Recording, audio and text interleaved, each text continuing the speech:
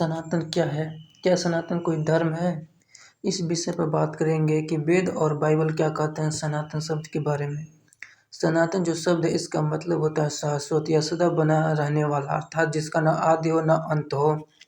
Hinduism में नया trend चला है कि जिसमें हिंदू धर्म की जगह सनातन धर्म कहकर प्रचार किया जा रहा है, जिसमें यह कहते हैं कि लोग कि 2000 वर्ष से पूर्व कोई क्रिश्चियन नहीं था और 1400 वर्ष से पूर्व कोई मुस्लिम नहीं था, और हिंदू धर्म सनातन धर्म है जो सदा से है, सृष्टि के आरंभ से है, जो एक बहुत बड़ा झूठ है क्योंकि हिंदू धर्म की भी एक शुरुआत है जो ज़्यादा पुराना नहीं है।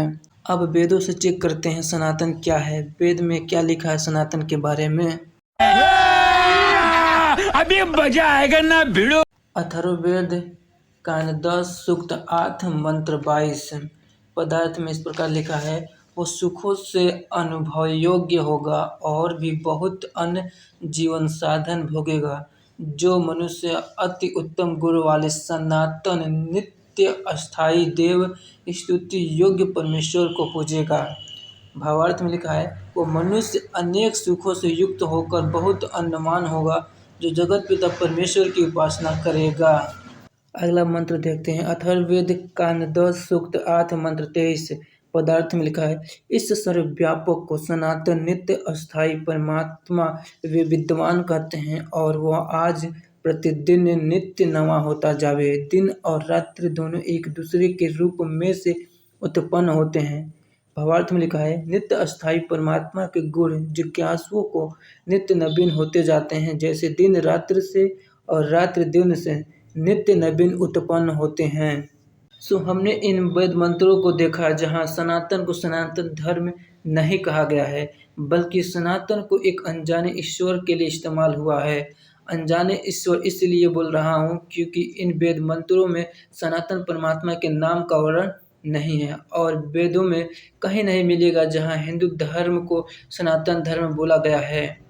यदि कोई सनातन शब्द को धर्म के लिए कोई इस्तेमाल करता है तो वह सनातन का अपमान कर रहा है, बल्कि वह ईश्वर के गुणों का भी अपमान करता है, साथ में वेदों का उल्लंघन भी करता है क्योंकि वेद में सनातन को सनातन धर्म कहीं नहीं कहा गया है।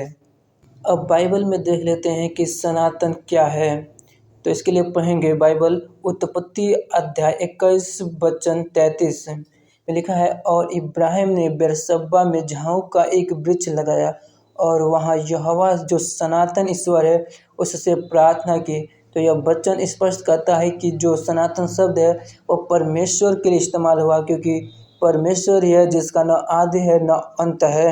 अगला वचन देखते हैं, यशायाह अध्याय 40 वचन 28, क्या तुम नहीं जानते, क्या तुमने नहीं सुना, यहोवा जो सनातन परमेश्वर और पृथ्वी भर का सृजनहार है वह न थकता है न श्रमित होता है। तो इस वचन में भी स्पष्ट होता है कि सनातन कोई धर्म नहीं है, बल्कि सनातन जो है वो परमेश्वर को कहा गया है। धर्म का उदय और अंत है, लेकिन परमेश्वर प्रथम और अंतिम है और परमेश्वर ही शाश्वत और सनातन है।